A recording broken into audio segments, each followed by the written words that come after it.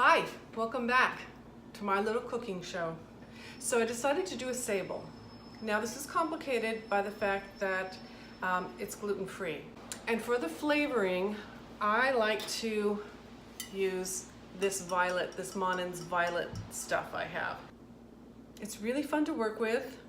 Violet has a particular very beautiful scent, but it's also scent that you want to be careful with. You can go up the arc of the violet trail to where you add this ingredient and there's just something different about it. There's something unusual. And then you get to the point where, oh, it's violet, how lovely. And then you can go over that arc to, why are you making me eat these things? I thought we were friends. Because there can be a slight aftertaste. You don't want to overdo it with this. Don't try and get this beautiful purple color from using this syrup alone. I have made a pavlova with the violet, and you don't get this beautiful dark color. You've got to add food coloring. I'm not going to do that here. We're just going to see how this goes. But we're also going to use some lemon zest. How do I get these different flavors involved in my cookie? A great way to do it is just to put the zest right into the sugar. One of my favorite little kitchen things, this is probably my #2 kitchen implement that I use, and it's microplane or zester. Zesting that right in there, and I'm going to get my fingers in there and I'm going to rub the zest right into the sugar. You know, when you're using vanilla beans and you scrape out the pods, you can stick those pods in a jar with sugar and you can create vanilla sugar. All these things that have oils, you can get those oils into the sugar by just rubbing it in. Now this is something you can do for, I don't know, for as long as you want, for 3 minutes if you want to. It's 100 grams of sugar, and you're going to mix that with 8 ounces of butter, 2 sticks of butter. Again, I use the Plugret with a Sable cookie, which is basically just the ingredients itself. I mean, everything is just the ingredients, but you want to use high quality ingredients. And the Plugret is a high fat European butter. This also has a 1/4 cup or 30 grams of sifted confectioner's sugar. When you use a sifter, you're getting rid of the chunks. You want it to be, particularly with frosting, you want it to be completely smooth. So that's what sifting does. When you want to mix your ingredients, you can do that in a sifter, but really you just want to whisk it in a bowl. That's what's going to mix those ingredients about.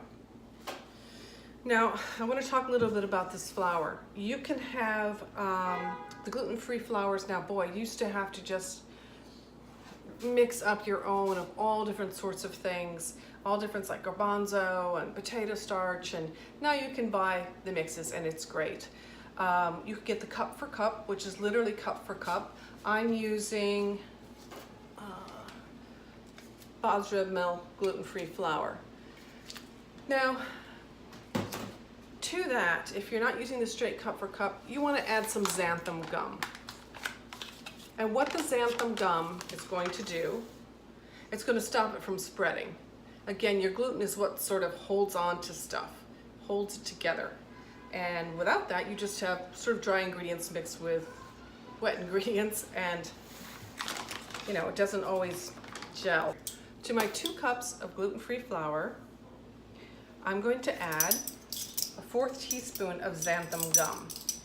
I used to think, oh, it's so complicated. Oh, I don't know. And now I don't worry about it. I'm not the scientist here. I just do it. Get the stuff. I got this on Amazon. Bob's Red Mill will tell you exactly what you need to add. A 1/4 teaspoon for cookies, so much for cakes. Just get it and do it. It's just another ingredient. Don't worry about it. So I'm going to whisk that together.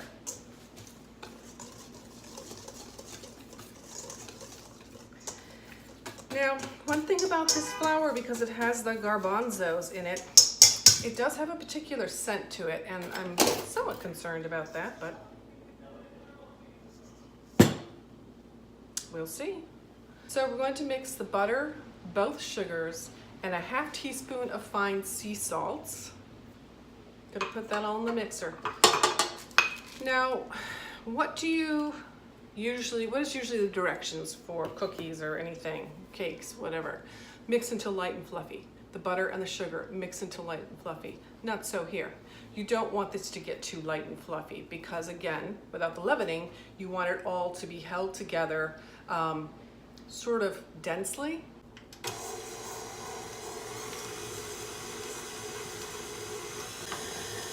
Mix it on medium.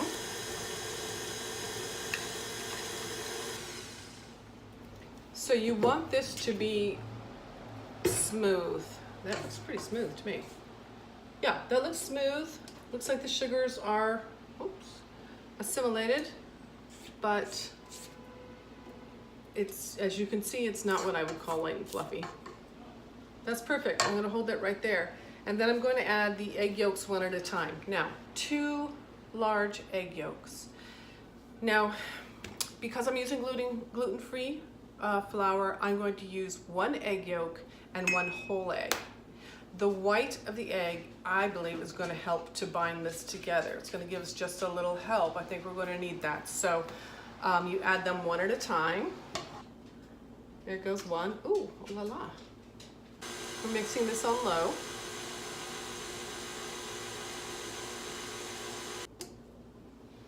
Doesn't really look like it's assimilating. Resistance is futile.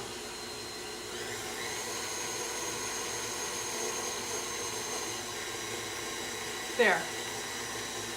Okay, that's looking better to me. I'm not seeing, you know, glossy parts of the egg. That's looking better to me. Okay, now is the time that we're going to add in our, it's a pretty simple recipe, right?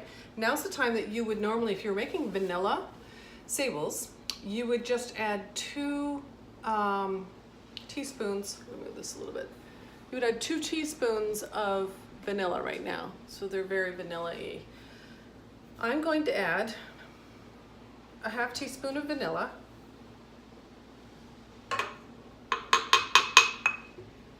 Because I want that mellow vanilla flavor. I might actually add a little more. I'm suspicious about that tiny little ½ teaspoon. I'm gonna add a little bit more there. Say 3/4 to 1 teaspoon of vanilla. You know, it's a crapshoot. You'll find out, right? And my Monin syrup. Monin, I don't know how to say that. They make tons of syrup though. You see that? A little bit of blue, violet actually. Oh my gosh, that smells really good. Oh, I'm getting the mellow vanilla. I'm getting the violet. I wonder if I'm gonna get enough of the violet. Here. I may just add in a squidge more. Oh, wow. I'm just gonna switch more. Another thing about this, I don't know if I said this, it's very sweet. It's gonna add sweetness. I don't like things too sweet, as you know. I'm gonna add a squidge more of this. It's so fun to mess around with flavors. And you should do that, you know. Oh, you know what else I want to add to this? Here's something I'll say about the violet.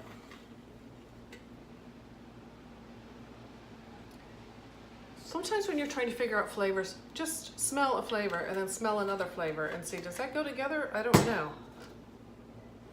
That's gonna go together great, but you know what I'm gonna do? I'm gonna put a couple turns of pepper in here because I feel like there's some pepper on the undertones of the violet. That may sound crazy, but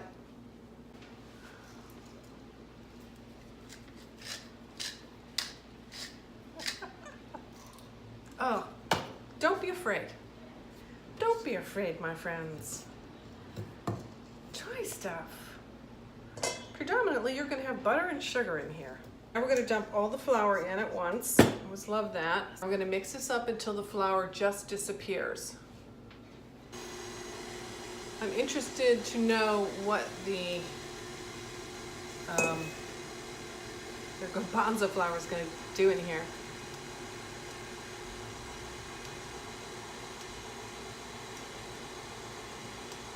Okay, good enough. A Sable, traditionally, they're stamped out or cut out. Something like this would be very nice. This is like, see that ruffled edge? Something like that's very nice. I like to roll and cut cookies because it's so easy. I like that little tiny roll. But these we're going to actually do in a cupcake, a muffin tin. So I'm going to just give this a couple of, get all that flour together. Just give it a couple of goes. That's fine. This is mixed fine. So what we're going to do here is that wonderful trick that we looked at last week, or last video. We're going to roll the dough between two pieces of parchment. And this dough has to chill at least an hour in the freezer or 2 hours in the fridge. It has to be very, very cold. And then you're going to, I'm going to cut them out, I'm going to put them in the muffin tin, and then I'm going to put them back and make sure they're quite chilled, really cold. And this will help keep their shape, particularly with the gluten-free. You really want them to go into that oven in a chilled and compact state. So now we're going to roll them, and then we're going to chill the heck out of them. The fact that it's a soft dough at this point doesn't really mean, doesn't really mean anything at this point. I mean, we're going to chill it, we're going to cut it, we're going to put it back there into the freezer to chill more, and then we're going to stick it in the oven. And then they will be, because we're doing it in a muffin tin, they're going to grow and they're going to bake in the muffin tin.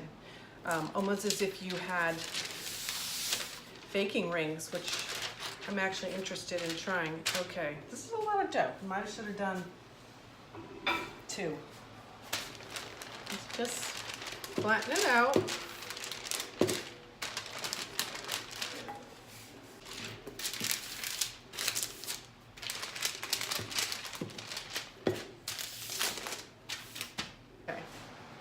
So, it ain't over till the fat lady sings. Believe me, I'm a Cubs fan. Just gonna pop it in the freezer. Okay, now we have the great reveal. The great unveiling. What's gonna happen here? Is it gonna come off? Is it gonna, sure. Of course it's gonna peel off. Look, and that's beautiful. There. That's a super thick one. I'm pleased one came out. I'm just gonna take it and put it in the pan like so.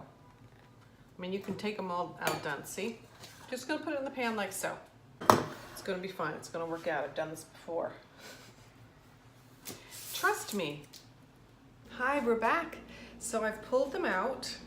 They're supposed to cook for 16 to 19 minutes. At 10 minutes, you rotate them. My oven is surprisingly even. I've not had any problems with uneven browning. So when I looked at these at 10, they looked pretty done. You see those? Yeah. See, they look actually really nice. The edges are browned. They did fit right down in the pan, so you don't have to worry about that when they're a little uneven in the pan. They do fit right down in there. They're supposed to cool in the pan for 10 minutes. And then we're gonna take them out and we're gonna try them. From here, I can really smell the lemon. And the violet too.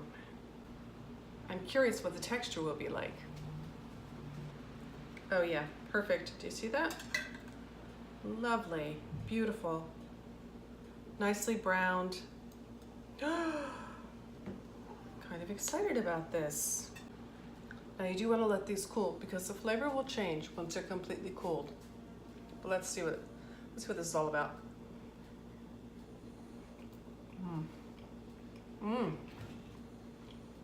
Wow. I tell you, that violet really came through, and that was 1.5 teaspoons of the violet syrup. It's right on the tip of the tongue. You get the lemon. Wow, I hope I don't eat too many of these because, you know, they are a gift.